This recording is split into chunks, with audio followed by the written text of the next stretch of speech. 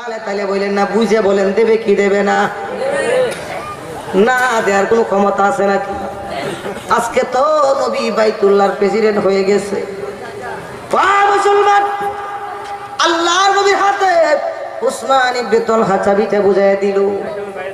আল্লাহ নবী চাবি দিয়ে বাইতুল্লাহর তালাটা খুললেন।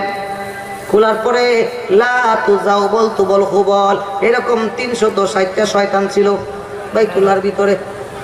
আল্লাহ নবী সাহাবায়ে কিরামদেরকে বললেন, সমস্ত এগুলা বের করে ফেলো। ভাঙায় বলতেছি না, সমস্যা হইতে পারে, আপনারা বুঝে নিয়েন। এগুলা তোমরা বের করে ফেলো। সাহাবায়ে কেরাম সবগুলাকে বের করলেন, একটা একটা করে আসার দিয়া ভাঙলেন। মুসলমান, একটা শয়তান বের করার মতো সাহাবায়ে কেরাম মনে মনে চিন্তা করতেছেন, ওইটা করা যাবে না। জানেন এটা কার নামের? ইব্রাহিম নবীর নামের। আল্লাহ রসুলকে এসে বললেন, ইয়া রাসূলুল্লাহ, ইয়া হাবিবাল্লাহ, ওইটা আমরা কি করব? আল্লাহ রসুল নিজের হাতে একটা কুড়াল নিলেন। কুড়াল নিয়া রসুল নিজেই ভাঙলেন। ভেঙে সাহাবায়ে কেরামকে বললেন, বাইতুল্লাহ পরিষ্কার করো। আল্লাহ নবী ওই শয়তানটাকে ভেঙে আল্লাহ পাক রব্বুল আলামিন আল্লাহ রাসূল সাল্লাল্লাহু আলাইহি ওয়াসাল্লাম সাহাবায়ে কেরামদেরকে লক্ষ্য করে বলতেছেন, ও আমার সাহাবীরা শুনো, ও আমার সাহাবীরা শুনো, আল্লাহ পাক রব্বুল আলামিন আমি মুহাম্মদ সাল্লাল্লাহু আলাইহি সাল্লামকে তাম দুনিয়ার সমস্ত খুদাদের খবর রচনা করে একমাত্র আল্লাহর ওয়াহদানিয়াত প্রতিষ্ঠা করার জন্য পাঠাইছেন। সুবহানাল্লাহ। আল্লাহর বাইতুল্লাহর ভিতরে ঢুকলেন, নামাজ আদায় করলেন, তারপরে চলে আসলেন। এমন সময় আল্লাহর নবীর চাচা হযরত আব্বাস রাদিয়াল্লাহু তাআলা আনহু আল্লাহ নবীর কাছে গেলেন, গিয়ে বলতেছেন, ইয়া রাসূলুল্লাহ, বাইতুল্লাহর চাবিটা আমার কাছে দিয়ে দেন, আমি বাইতুল্লাহর দারোয়ান হয়ে যাই। নবীজি মক্কায় যত হাজিরা হজ করার জন্য আসে, সমস্ত হাজিদের পানি পান করানোর দায়িত্ব আমাদের হাতে। আমরা কুরাইশ বংশ, আপনার বংশ, আমাদের হাতে সমস্ত হাজিদের পানি পান করানোর দায়িত্ব। চাবিটাও দিয়ে দেন, সব কিছুর মালিক আমরাই হয়ে যাই। রসুল কোনো কথা বললেন না।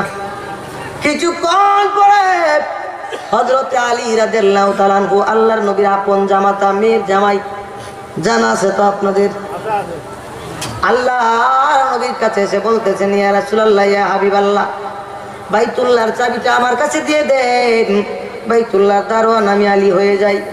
ও মুসলমান, আল্লাহর ঘরের দারোয়ান কে না হইতে চায়? কি বলেন, কে না হইতে চায়? আপনার হাতে চাবিটা দিলে আপনি হবেন না বুঝি? কে বলেন হবেন, কি হবেন না? কারা কারা হইতে রাজি আছেন হাত তুলেন। দু একজনে হাত উঠাইছে না, তাই আমরা বাইতুল্লাহর চাবি নিতে রাজি না, কারণ তারা বুঝছেই না। ঠিক কিনা? মুসলমান, হযরত আলী রাদিয়াল্লাহু তাআলা আনহু আল্লাহ নবীর কাছে চাইলেন, রসুল কোনো কথা বললেন না। হযরত আলী চলে গেলেন। আল্লাহ নবী উসমান ইবনে তালহাকে ইশারা দিয়ে ডাকছেন, উসমান ইবনে তালহা রে, আয় আয় আয়, আমি নবীর কাছে আয়। উসমান ইবনে তালহা রসুলের কাছে আসলেন। আসার পরে রসুল বলতেছেন, রে উসমান ইবনে তালহা, মনে করে দেখো, আজ থেকে 10 বছর আগে আমি তোমার কাছে বাইতুল্লাহর চাবিটা চেয়েছিলাম, তখন কিন্তু তুমি আমাকে চাবি দাও নাই, আজকে ঠিকই দিছো। পায়রা দিছে না পায়রা দিছে? হ্যাঁ উসমান ইবনে তালহা, মনে করে দেখো, আমি একদিন তোমাকে আজ থেকে 10 বছর আগে বলেছিলাম, হে উসমান ইবনে তালহা, আমার আল্লাহ রাব্বুল আলামিন আমাকে বাইতুল্লাহর একচ্ছত্র মালিক বানায় দিতে পারে। আজকে আমি বাইতুল্লাহর একচ্ছত্র মালিক হয়ে গেছি। হ্যাঁ উসমান ইবনে তালহা, আজকে চাবির মালিক আমি হয়ে গেছি, যাকে ইচ্ছা তাকে চাবিটা বুঝাই দিতে পারবো। হে উসমান ইবনে তালহা, তবে ভয় নাই, ভয় নাই, ভয় পেও না, আমি খুলুকিন আযীম ওয়া পয়গম্বর, তোমার কাছ থেকে চাবি ছিনিয়ে নেওয়ার জন্য আসি নাই। চিন্তা করিও না, টেনশন করিও না, আমি খুলুকিন আযীম ওয়া পয়গম্বর, তোমার কাছ থেকে চাবি ছিনিয়ে নেওয়ার জন্য আসি নাই, তোমাকে কিয়ামত পর্যন্ত চাবির মালিক বানাইতে এসেছি। আরো আস্তে কোন সুবহানাল্লাহ, চিৎকার দিয়ে কোন আল্লাহু আকবার। মুসলমান, আর আমাদের অবস্থা কি? একবার সুযোগ পাইলে 50 বছর আগের কাজ সুদে আসলে মিটায় নে। দূরে কোন ঠিক কিনা? হ্যাঁ মুসলমান, আল্লাহ নবীর চরিত্র হলো ক্ষমা করে দেয়া। দূরে কোন ঠিক কিনা? নবীজি ছিলেন দয়ার সাগর, আমরা সবাই হিংসুটা জি। নবীজি ছিলেন ক্ষমার আদার, আমরা বেড়াই দুষ্টি খুঁজি। যেরকম ঠিক কিনা?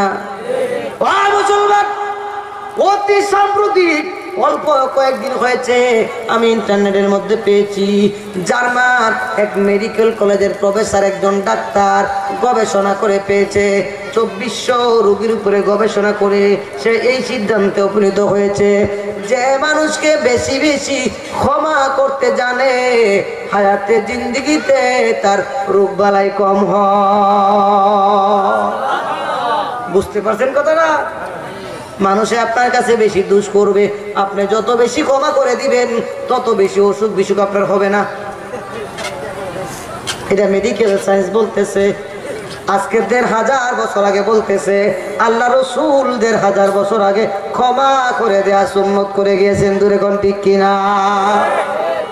মুসলমান, বলতেছিলাম আল্লাহ নবী উসমান ইবনে তলহাকে বলতেছেন, উসমান ইবনে তলহা রে, ভয় পেও না, ভয় পেও না, আজকে আমি যাকে ইচ্ছা তাকে চাবিটা দিতে পারবো বলেই তোমার হাত থেকে ছিনে নিও বা নিয়ে যাবো, এই চিন্তা করিও না। হে উসমান ইবনে তলহা, মক্কার নেতারা কেবলমাত্র তোমার হায়াতে জিন্দেগিতে তোমার চাবির মালিক বানিয়েছিল। আমি খোলকিনা দিমলা পয়গম্বর, তোমাকে কিয়ামতের আগ পর্যন্ত চাবির মালিক বানিয়ে দিলাম। আজকে চাবিটা তোমার হাতে থাকবে, তুমি ইন্তিকাল করার পরে তোমার ছেলের হাতে থাকবে, সে ইন্তিকাল করার পরে তার ছেলের হাতে থাকবে, সে ইন্তিকাল করার পরে তার ছেলের হাতে থাকবে। মুসলমান, আজও যারা মক্কা মুআজ্জামায় হজ করতে যান, যদি খবর নেওয়ার কোনো সুযোগ থাকে তাহলে খবর নিয়ে দেখবেন আজও বাইতুল্লাহর চাবি যেই ব্যক্তির হাতে আছে ওই ব্যক্তি আর কেউ না, আর কেউ না, উসমান ইবনে তলহার বংশধর। সুবহানাল্লাহ কইলেন না? ও মুসলমান, এত সুন্দর একটা আচরণ রসুল করলেন, উসমান ইবনে তলহা মুসলমান হবে কি হবে না? কি বলেন, মুসলমান হবে না নাকি? সঙ্গে সঙ্গে কালিমা পড়ে মুসলমান হয়ে গেছে। জুড়ে কোন আল্লাহু আকবার। ওয়া মুসলমান, আল্লাহ নবী যে এই কাজটা করলেন, আল্লাহ পাক রব্বুল আলামিন আল্লাহর বন্ধুর কাজে অত্যন্ত খুশি হয়ে গেলেন।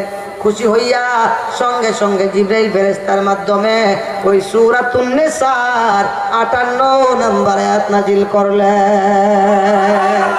আর জোরে কোন সুবহানাল্লাহ। এতক্ষণ পর্যন্ত আলোচনা করলাম নাজিলের কারণ, কেন নাজিল হইল। এখন যদি আপনারা বলেন আলোচনার সামনে যাবে না, শেষ করে দিব। কি বলেন, সামনে চলবে আলোচনা? চলতে থাকবে। আল্লাহ পাক আয়াতটা কি নাজিল করলেন? ইন্নাল্লাহা ইয়ামুরুকুম আন তুআদ্দুল আমানাতি ইলা আহলিহা।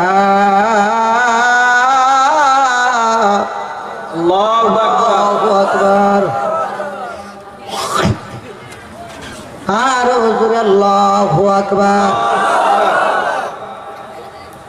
নিশ্চয়ই তোমাদের আল্লাহ তোমাদেরকে হুকুম করতেছেন, তোমাদেরকে আদেশ করতেছেন, তোমাদেরকে অর্ডার করতেছেন, আমানত সমূহ তার পরিপূর্ণ হকদারের কাছে পৌঁছায় দাও। কি পৌঁছায় দাও? কি পৌঁছায় দাও? আমানত।